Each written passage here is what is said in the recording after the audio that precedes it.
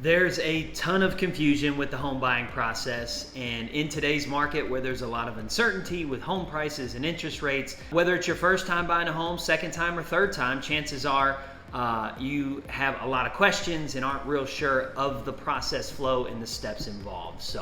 And if you've already bought a home, even if you're on a first-time home buyer, there's a good chance that it's been years since you've done it, and so that stuff just doesn't stay fresh on your memory. So thanks everybody for watching. My name is Ryan Wheeler, United Residential Mortgage, and we're going to go over the steps of buying, the steps and process of buying a home in this video today. So step number one, pretty simple. Figure your budget out. Figure out but more importantly, figure out not only know what you make, what you spend, what your bills are, but as far as the mortgage is concerned, find out what your maximum payment that your budget could absorb would be.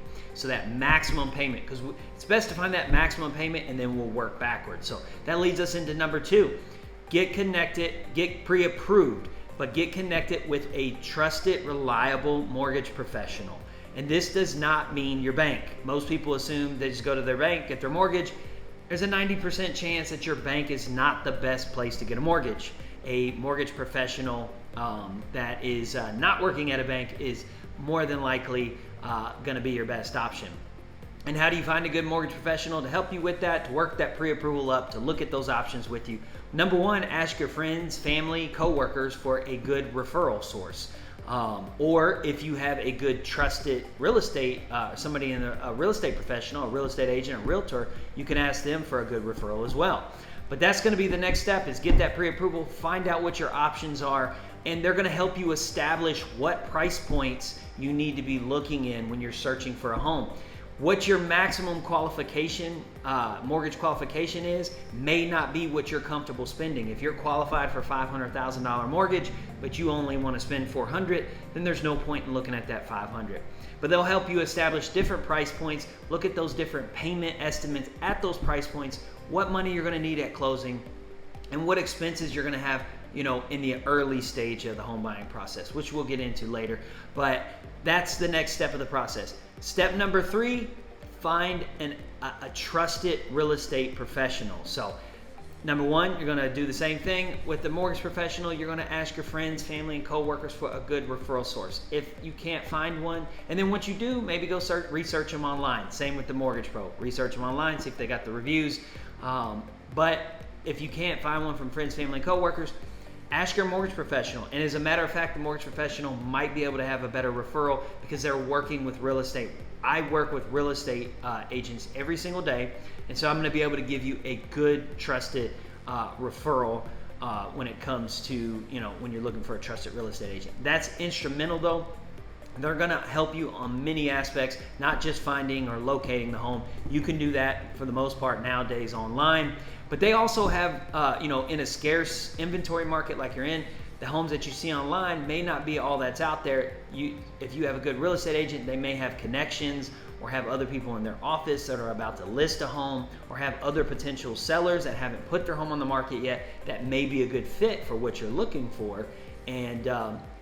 And they're going to have these connections and these relationships to be able to maybe pull up some other properties that you may not just see online casually looking. But where they become instrumental is the contract is being basically on your team, on your home buying team, to help you negotiate the contract. And just to kind of help you look out for pitfalls, obstacles, and help you along the way of that process of buying a home. So between the mortgage pro and the real estate pro, that's huge in buying a home. Make sure you have a good team there. And then the next step after you get a good real estate pro is the best part of the process, besides closing, of course, is home shopping. So finding houses online. Obviously, most people start online. They maybe go and drive by, checking the houses out, setting up showings with your real estate agent, and going to look at the houses and figuring out what you like, what you don't, and getting to a point to where your next step is making an offer. So making an offer on a home and then hopefully getting that offer accepted. That's the next step of the process. And then after you get that offer accepted, this is where you're going to have a couple out-of-pocket expenses before closing. You're going to have an earnest money deposit. They call it a good faith deposit. That can range anywhere from $500 to $1,000 or a couple $1,000 depending on the circumstances of the seller and the negotiation, things like that. So it can range anywhere from $500 to $2,000. Then you're going to have a home inspection, which is not required but recommended. It's going to run you about $400. Then you're going to have an appraisal for the home loan part of the process, which comes a couple steps later, but that will be early on in the process, and that's going to range anywhere from $500 to $600 in most cases. So that's the next step of the process.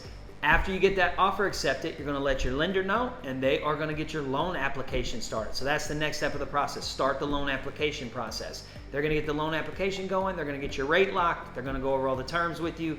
They're going to get everything e-signed, and then the next step of the process is to get that loan submitted into the underwriting process and get your appraisal ordered. So going through that underwriting process, all that stuff's going to take a couple weeks. Ideally, we're looking to get you closed in about 21 days from the time we get that contract. And so we'll get the appraisal back in a couple weeks, and then once we get everything cleared through underwriting, the next step are hearing those sweet, sweet words called clear to close. And that is basically just your final approval in underwriting, and now you're cleared to close. The loan's cleared to close, and we can now all schedule that closing with all the parties, the sellers, the agents, all of the parties in this transaction. We're going to coordinate that and schedule the closing at the title company. And then that's the next step. Go to your closing. Show up with 2 forms of ID, and in most cases you're going to get your keys, in some cases not. But so that's probably going to be a very exciting and emotional day for you. If it's your first house, it definitely will be. If it's your second house, it still should be. Every home purchase you make should be pretty emotional because it's a big milestone obviously in your life. So that's the last step of the process, is getting your keys and getting to closing. And that's it. That's the process in a nutshell. Hope you found this video helpful. If you have any questions on this, want to get pre-approved, or have some other general questions on the process, reach out to me. Shoot me a text or email or call. You can reach me at 270-228-0075, or schedule a call with me at schedulewithryan.com, or go to our website, unitedresidential.net or email me, Ryan@unitedres.org. All that stuff will be in the description as well. Thanks a lot. Take care. Bye.